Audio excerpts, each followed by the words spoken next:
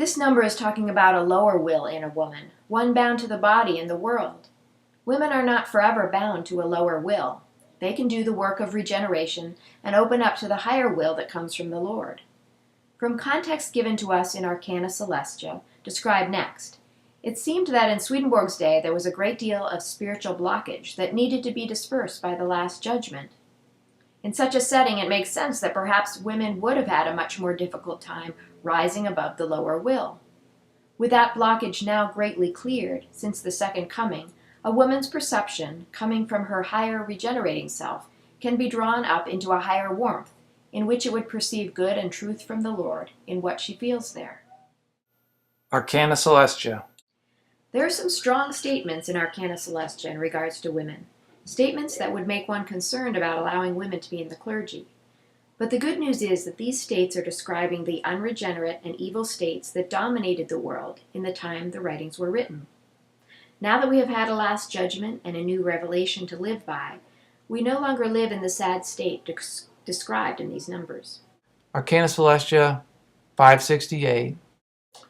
AC 568 on the surface might be used in arguments against women priests by saying a woman is led by her evil will, and this affects her thinking, making her unable to be a good priest. A man would make a good priest because he is in understanding, in which reason can exist. The direct applicable quotes are, The female disposition and makeup is such that the will or evil desire reigns rather than understanding. Every one of their fibers runs in that direction, and it is their very nature. The male makeup, however, is such that the understanding or reason reigns. Every one of their fibers runs in that direction, and it is their very nature. Nowadays the will for good does not exist, but only evil desire, when yet it is possible for something of the understanding or reason to exist. We learn from this quote that this unregenerate and evil state was the general state at the time of the writings.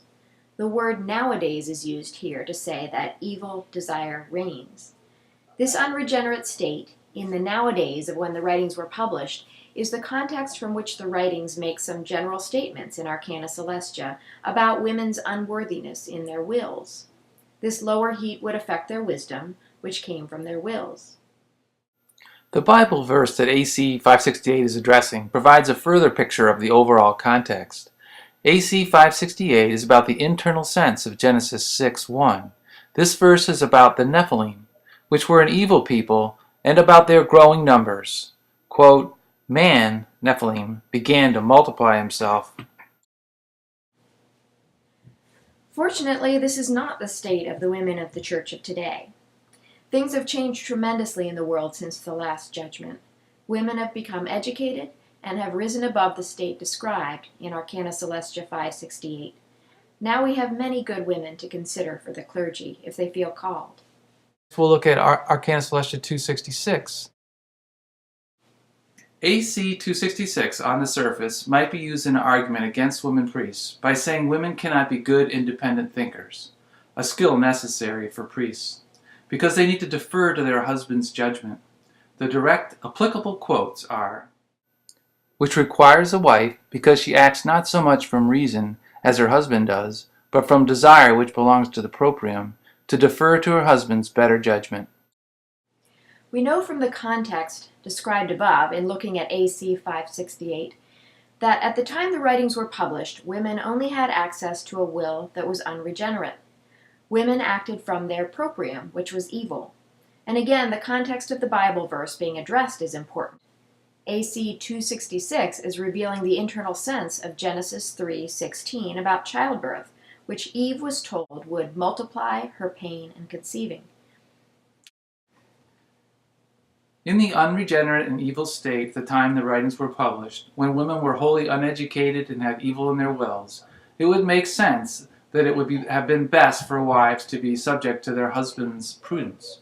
As said above, this is not the case in the modern world, where women have had an opportunity to be lifted up with more education and spiritual freedom. Now a woman can act from her own prudence, and as such may be a good candidate for the priesthood. Arcana Celestia 8994. AC 8994 on the surface might be used in an argument against women priests by saying women are in affections only and must keep silent in church. The direct applicable quotes are, For it is in keeping with divine order for men to know things and women to purely have an affection for them, so that women do not love themselves because of their knowledge, but love men. This is also why those of old said women must keep silent in church. Men inherently love knowledge as a thing in itself.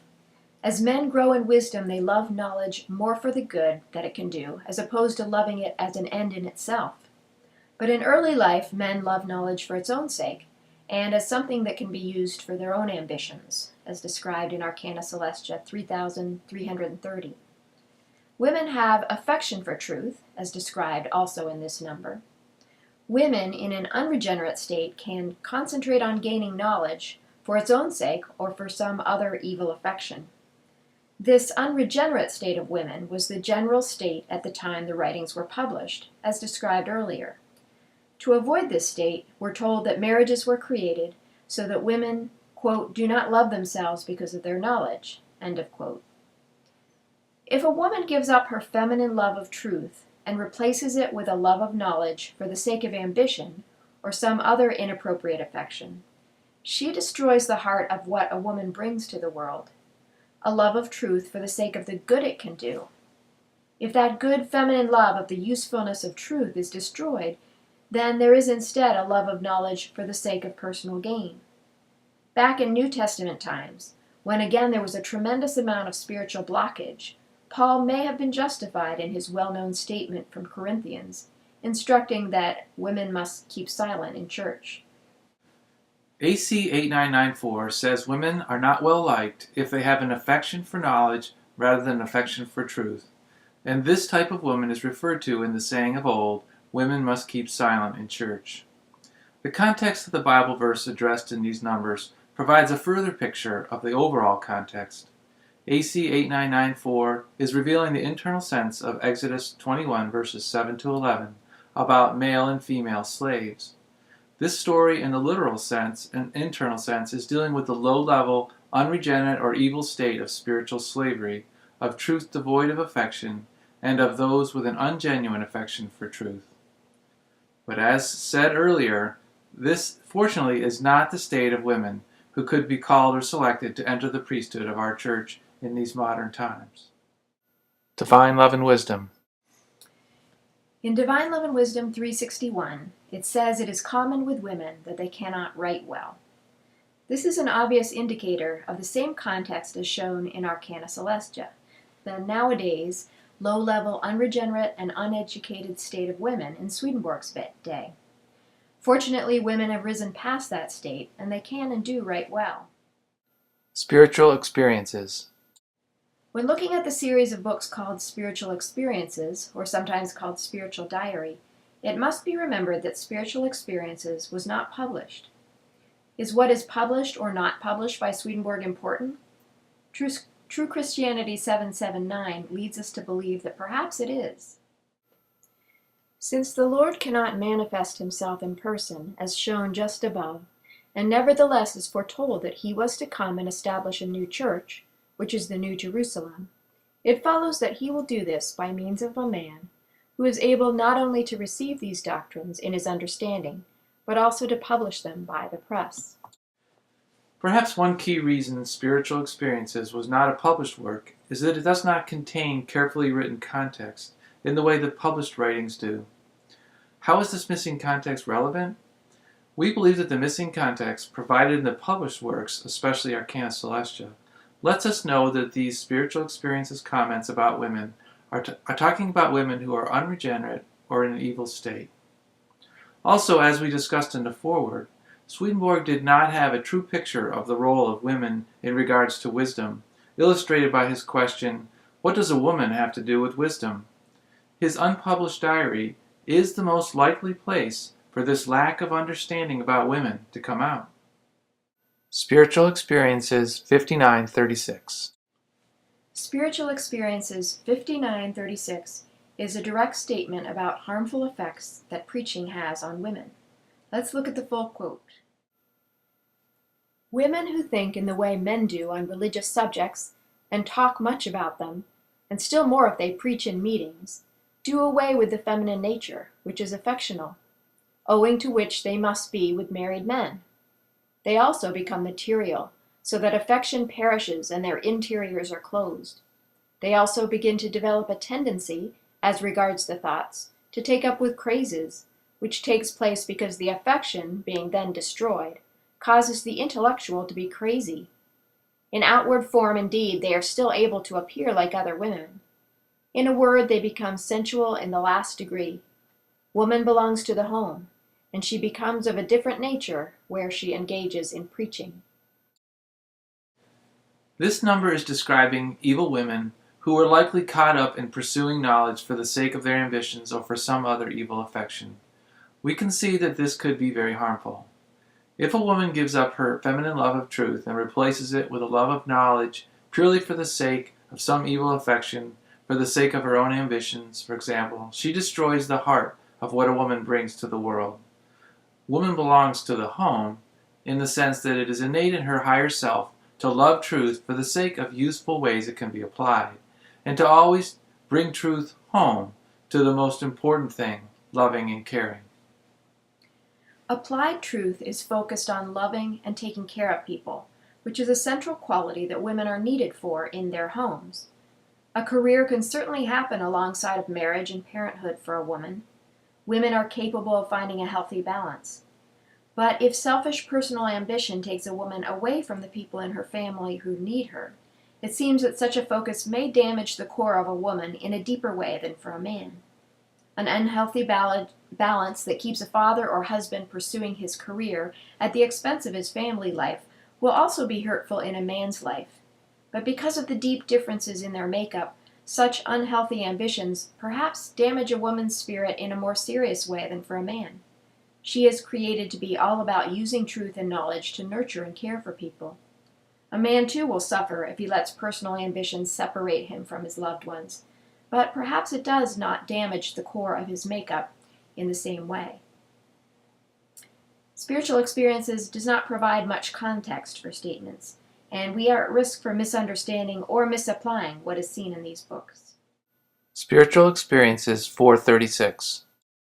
There is a similar context in Spiritual Experiences 436 as we noticed in Arcana Celestia passages. This is more applicable to women, in whom cupidities usually have predominance, who meddle with those things which concern the doctrines of faith, like men. Again, we believe that the spiritual landscape and the capabilities of women were very different in Swedenborg's day than they are now. Women priests should be selected and screened using the same selection process that men presently face. Women who are not suited for the job should not get the job, just as it is for the male applicants. And women would not create and affect doctrine like men, but rather like women, from the perception or wisdom of their gender. Spiritual Experiences 4940. A similar context is clearly being described in Spiritual Experiences 4940. Afterwards, a certain prayer was uttered by a woman, who was permitted to utter it because she could be an external devotion, and they were then variously affected. Thereupon I spoke with them, saying that women are indeed able to enunciate with affection, and thus to excite to devotion and sanctity, but not to teach. It must be added that still it is rarely that such ones are interiorly devout.